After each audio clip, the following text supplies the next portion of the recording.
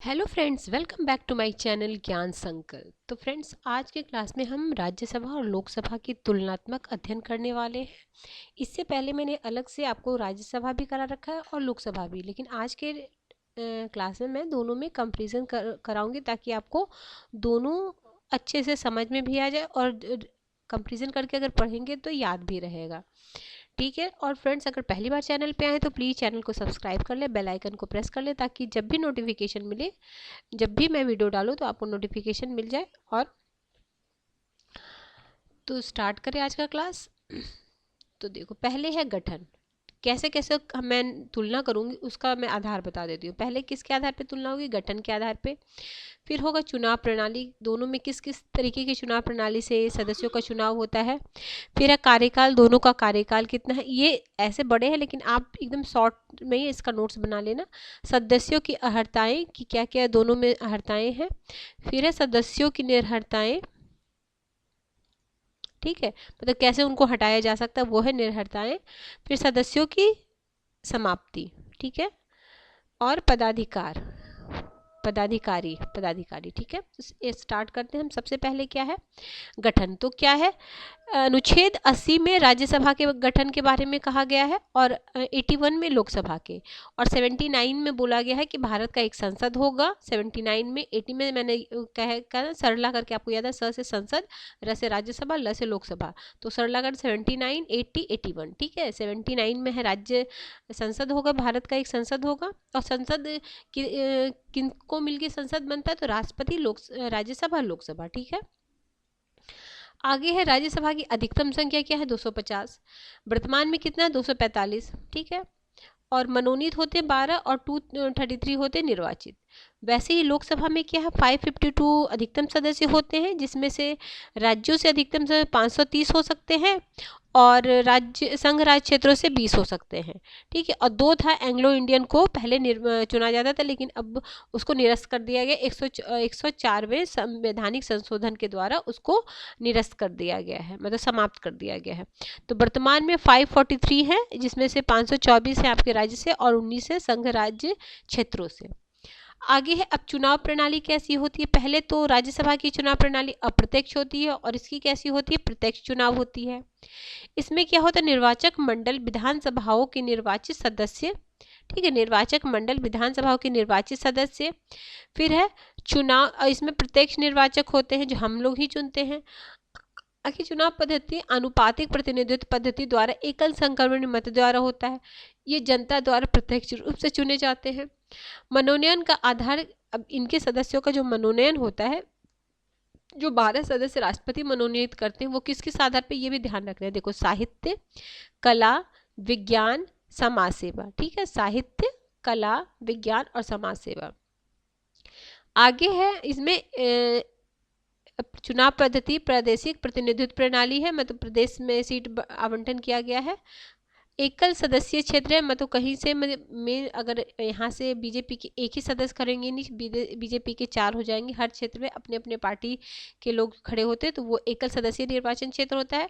सबसे पहले खंबा छूने की पद्धति, फर्स्ट पास दी पोस्ट, मतलब जिसको सबसे ज़्यादा वोट आएगा वही विजेता होगा। ये भी कई बार इस टर्म को भी पूछा जाता है, फर्स्ट पास दी पोस्ट सिस्टम, ठीक है।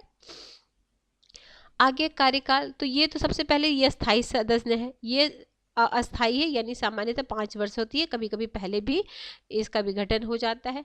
सदस्यों का कार्यकाल यहाँ 6 वर्ष है, यहाँ 5 वर्ष, याद रखना। राष्ट्रपति समय से पहले भी विघटित कर सकता है लोकसभा को।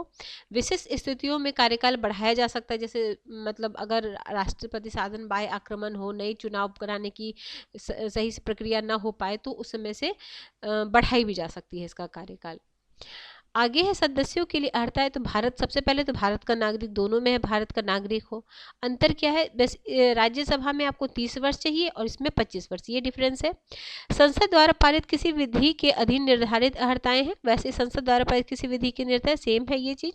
संविधान की तीसरे अनुसूची में इस प्रयोजन के लिए दिए गए प्रारूप के अनुसार शपथ ली हो, मतलब जो अनुसूची 3 है उसमें शपथ का प्रावधान है राज्यसभा के सदस्यों को और लोकसभा के। संविधान के तीसरे अनुच्छेद में प्रयोजन है शपथ लेने का। ठीक है, आगे है सदस्यों की निर्हरता, मतलब किस तरीके से हटाया जा सकता है। अगर वह किसी लाभ के पद पे हो, दिवालिया या विकृत हो, मतलब दिमाग से पागल हो। 10वीं अनुसूची में दल बदल कानून के आधार पर अयोग्य घोषित किया जा सकता है। अपराध में दोष सिद्ध होने पर 2 वर्ष या अधिक सजा मिली हो। सरकारी भ्रष्टाचार या सामाजिक अपराध में लिप्त हो पाया गया हो। निर्हरता संबंधी प्रश्न राष्ट्रपति को निर्देशित किए जाने का प्रावधान है।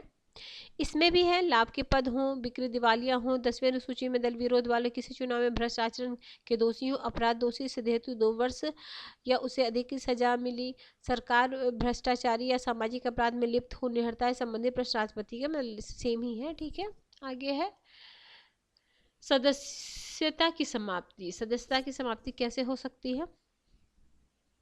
देखो, यदि सदस्य सदन के सभापति को संबोधित अपना त्यागपत्र दे और पीठासीन अधिकारी ने उसे स्वीकार कर लिया हो।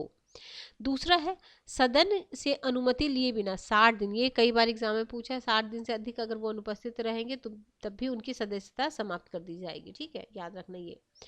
संविधान में बताई गई निहरताओं का भागी हो, जो भी निहरताएं दी गई उसका भागी हो, वो अगर होगा तब भी इनकी सदस्यता समाप्त कर दी जाएगी। यदि सदस्य राष्ट्रपति उपराष्ट्रपति राज्यपाल बन गया हो, अगर यही सदस्य राष्ट्रपति उपराष्ट्रपति और राज्यपाल बन गया हो तो स्वतः ही ये मतलब इनकी राज्यसभा की सदस्यता मतलब हट जाएगी, मतलब सदस्यता समाप्त हो जाएगी। आगे है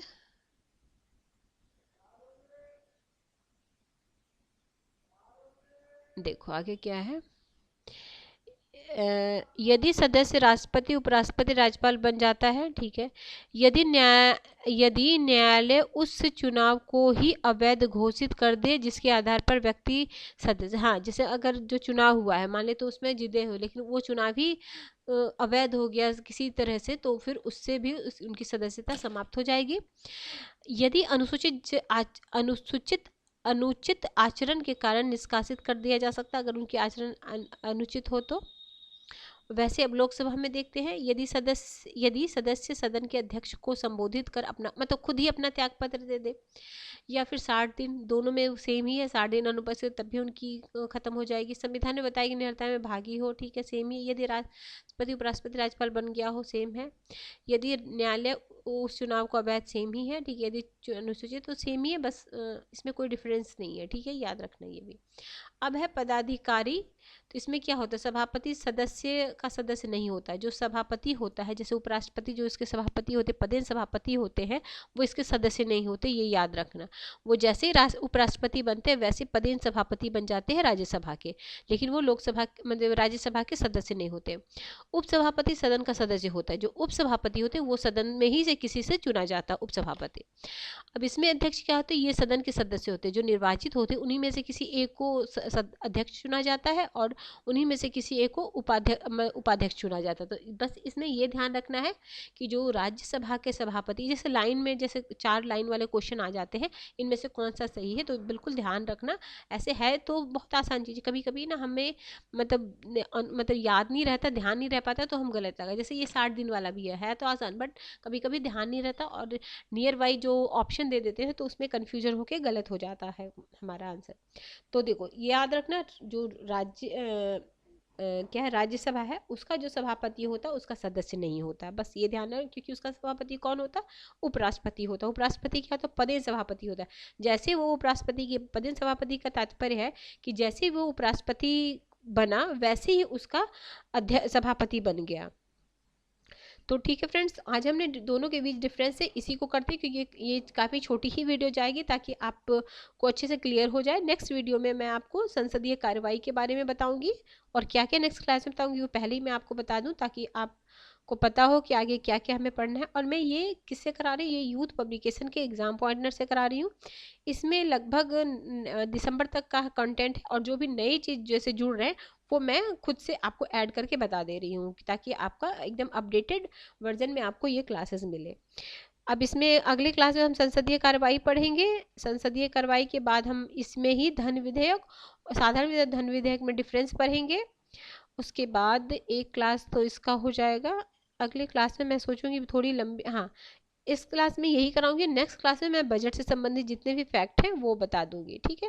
तो यानी अभी इस चैप्टर में हमें 2 क्लासेस और लग जाएंगी, उसके बाद हाँ वो करा, उसके बाद फिर 2 क्लास अभी इसकी लगेगी केंद्र कार्यपालिका और विधायिका की, फिर 2 क्लास के बाद फिर हम राज्य की कार्यपालिका और विधायिका करेंगे। मैं इसलिए छोटी छोटी वीडियो बना रही हूँ ताकि आपको अच्छे से याद हो जाए, 2-3 बार वीडियो को सुनना तो आपका कंप्लीट हो जाएगा। तो ठीक है फ्रेंड्स, अगर आपको किसी भी वजह से ये चैनल है, और इसके अलावा देखो मेरे चैनल पे आपको पॉलिटिकल साइंस के काफ़ी सारे एमसीक्यू मिलेंगे, मोस्ट एक्सपेक्टेड प्रैक्टिस सेशन मिलेंगे, पीवाईक्यू मिलेंगे यूजीसी नेट के, तो वो भी आप एक बार प्लेलिस्ट को चेक करना है, तो आपको काफ़ी बेनिफिशियल क्लासेस, ऑलरेडी काफ़ी सारी क्लासेस मैंने ले रखी है जो आपको काफ़ी हेल्प करेगा प्रिपरेशन में। और अभी हर स्टेट में वैकेंसी कुछ में तो आ गई है, कुछ में आने वाली, जैसे कल ही कैबिनेट मीटिंग हुई है यूपी में, तो अब है कि जो भी एलटी ग्रेड के से संबंधित जो भी मतलब मतभेद था सारा क्लियर हो गया, कैबिनेट ने भी मंजूरी दे दी। लोकसभा तो पहले ही बोले थे कि अगर जिस दिन कैबिनेट मंजूरी दे देगी तो मैं वैकेंसी निकालने के लिए रेडी हूँ, तो अब कैबिनेट ने भी मंजूरी दे दी, तो आपको 2025 में बहुत सारे स्टेट में, जैसे राजस्थान हो गया, बिहार में तो कंटिन्यू हो ही रहा एग्ज़ाम, झारखंड, छत्तीसगढ़, सब जगह से आपको वैकेंसी मिलेगी। तो आप प्लीज़ प्रिपरेशन पे फोकस करो, वैकेंसी आने की वेट मत करो, प्रिपरेशन पे ध्यान दो अपना, ठीक है। तो मिलते हैं हम नेक्स्ट वीडियो में, till then bye bye, keep watching.